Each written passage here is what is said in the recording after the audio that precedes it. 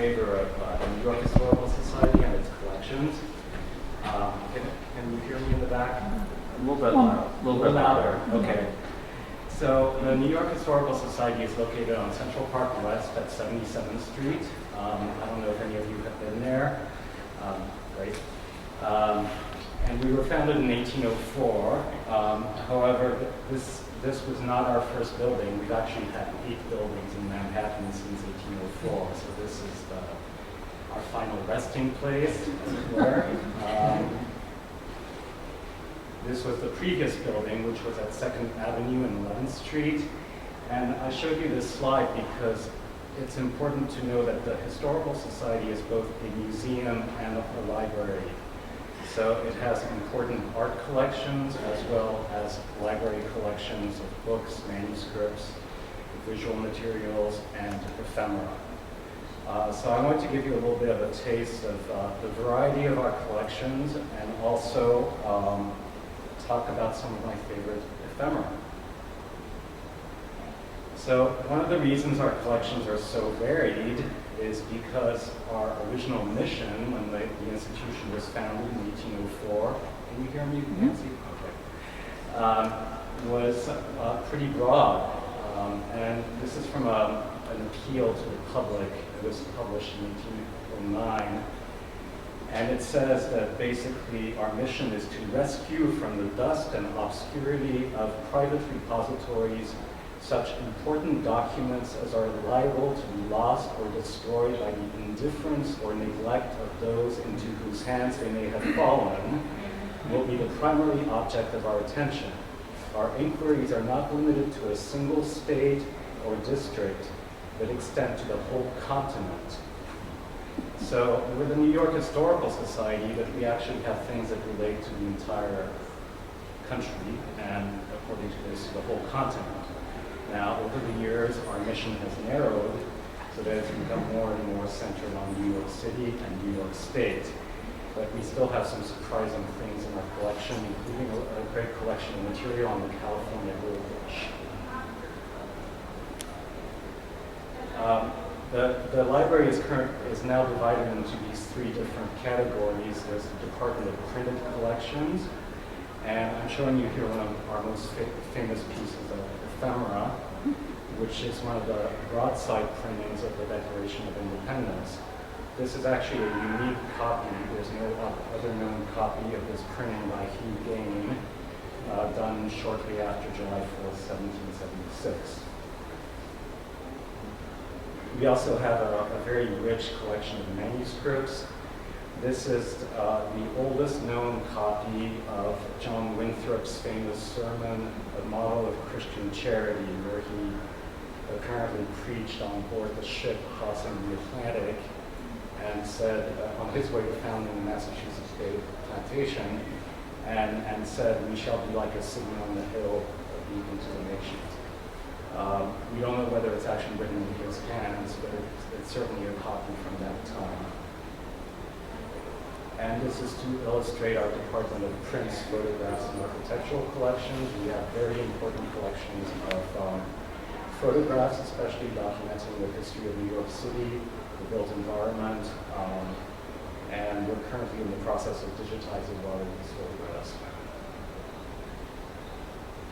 And now, turning to ephemera, I just wanted to make the point that we've been collecting ephemera from the very beginning. Ephemera as a category of materials is usually pretty ill-defined in libraries and archives. It's often spread among various departments, and that's certainly true for us. But the fact that our first printed catalog in 1813 actually talks about collecting ephemera is significant. And it says in here that the collections include handbills, a large collection of, from the commencement of the Revolutionary War to 1813. Also proclamations for fasts, Thanksgivings, etc., Harvard College theses, patriotic songs, and various other printed documents in the sheet and half-sheet form, which when bound will make about 10 volumes. So already in 1813, we had significant collections of ephemera. So now I'm going to show some of my favorite ephemera collections. We have a great collection of almanacs, early almanacs going back to the 1690s. And we actually recently had a grant to catalog all these almanacs at the Ivy level so that you can find them in our almanac catalog. This is one of my favorite because it's an almanac that was it's the almanac from the year 1776, and it was actually used as a diary by an unknown person, which was actually fairly common in those days to use an almanac as sort of a day book. So this is his entry for July 4th, 1776. And he says, crossed Breakneck and Beale Hills, dined at the Red House. This fatal day, independency declared by the Congress. Rivers of blood will flow in consequence of it. No peace for many years.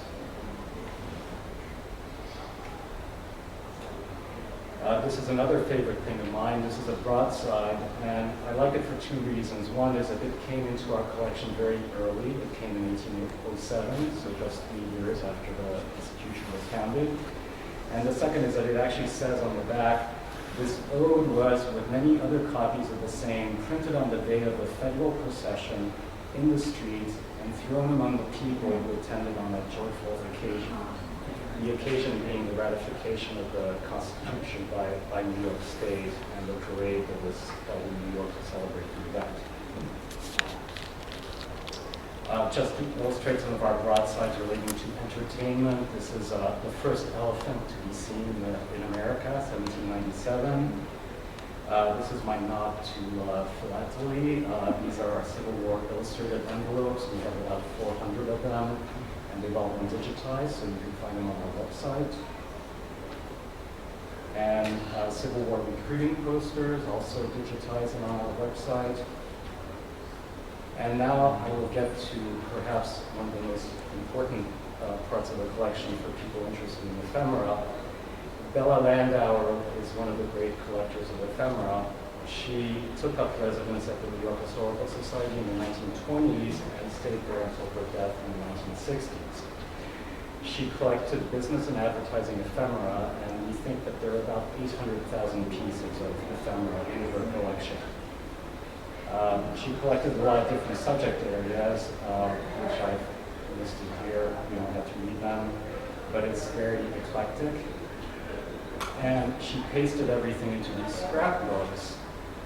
And they're arranged according to these broad subject areas, but within the scrapbooks themselves, there's no particular arrangement. So you might have a 19th century item next to a mid-20th century item next to an 18th century broadside. Everything is sort of mixed up. It includes both flat items as well as pamphlets that open up, other things that fold out. One of our dreams is to digitize the collection because it's in very high demand, but it's really quite an undertaking to digitize something as complex as that, and it would cost millions and millions of dollars, so we haven't even started yet. There are 280 scrapbooks, and then there's a lot of loose ephemera, so it adds up to about 800,000 pieces. And the gluing of that down, how much damage is that doing? You know, it's some of the pamphlets, some of the scrapbooks have been dismantled and the things have been removed, and I think it's by and large not bad. The problem is if there's something on the back and she pasted it down, then the text is obscure, of course. But she probably used library paste, which is not as bad as other things that people might have used. This is to illustrate that we continue to collect ephemera into the present day. So this is a poster for a march, an AIDS candlelight march in 1983.